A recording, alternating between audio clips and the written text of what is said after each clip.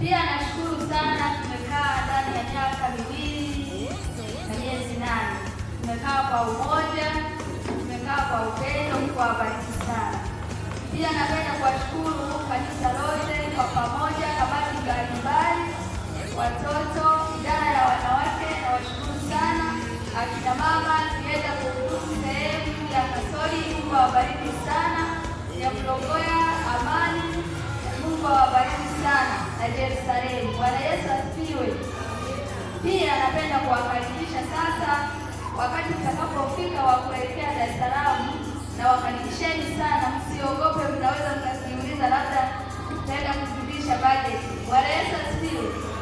Amna, karibuni sana na Mungu awabariki sana. Pia napenda kuwashukuru sana wana maombi wenzangu ambao tulikuwa tunakuwa pamoja nao katika maombi ya alfajiri. Ninawashukuru sana, Mungu aendelee kuwa pamoja nanyi. Msichoke kutuita kama kuna muda naona kwamba tufike huku, sisi tuko tayari. Na napenda kushukuru kanisa, hapa ni nyumbani. Kwa sababu sisi huku ninasema hivyo kwa sababu watoto wataendelea kubaki huku. Bwana Yesu asifiwe. Kwa hiyo hapa ni nyumbani kabisa. Sisi tuko nyumbani. Tukumbuka nyumbani, lazima tuje kusalimia. Bwana Yesu asifiwe.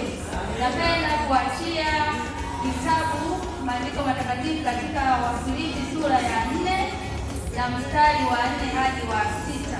Aliyeweza kufika anaweza kusoma huo mstari. Nimefurahishwa, niwaachie kanisa. Bwana Yesu asifiwe. Msihuzunike, tuko pamoja. Haleluya. Mungu aendelee kuwa pamoja nanyi.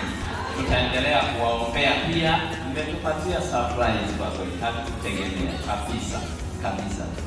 Naomba Mungu awabariki. Naomba ukarimu huu muendelee pamoja nao. Kwa baba mchungaji anayekuwepo, hata sisi tumetumia mchungaji mzuri sana, mchungaji Emmanuel Migula, ambaye ndiye anayefanya kazi pia mahali hapa. Endeleeni kwa kumpa ushirikiano kwa pamoja. Ninaamini kazi ya Mungu itaenda vizuri. Na sasa hivi anakuja yuko njiani ili tukae pamoja baraza, kwa sababu ndio mchungaji. Tukakaa baraza bila mchungaji. Kwa hiyo Mungu awabariki sana. Karibuni sana pia Dar es Salaam wakati tutakapoenda. Tutakuwa pamoja, tutaendelea kuombea, lakini tunaomba na sisi muendelee kufanyaje? Kutuombea. Changamoto ya mtumishi jamani, ni kazi ngumu. Unaweza kufanya kitu hiki, Mungu umempanda kingine. Unaweza kaenda hivi unafikiri naenda vizuri, kumbe mwingine umemfanyaje? Umemkosea. Kwa hiyo tunaombeni tusamehe katika utendaji kazi wetu tuliokuwa tunatenda. Iwapo tulikuburuza sehemu fulani, basi achilia tu msamaha. Mungu awabariki sana. Tumepata shilingi 5,500,900. Fedha taslimu tumepata shilingi 5,500,900. Ahadi ya fedha ni shilingi 300,070. Lakini pia ahadi ya vitu, tuna mahindi debe 1 na kitoweo kutoka kwa mzee Mahuma. Hizo ni ahadi. Kwa hiyo ahadi ya fedha ikitoka ikaunganishwa na keshi iliyopo, tunakuwa tumemwaga baba mchungaji kwa shilingi 875,900. Namba za baba mchungaji nilizozitaja ziko wazi. Ukibarikiwa katikati ya juma unaweza ukaendelea na jambo. Lakini baba mchungaji, kwa ratiba iliyopo, ikienda kama ilivyopangwa, Jumapili tunaweza kuabudu bila nyie watumishi wa Bwana.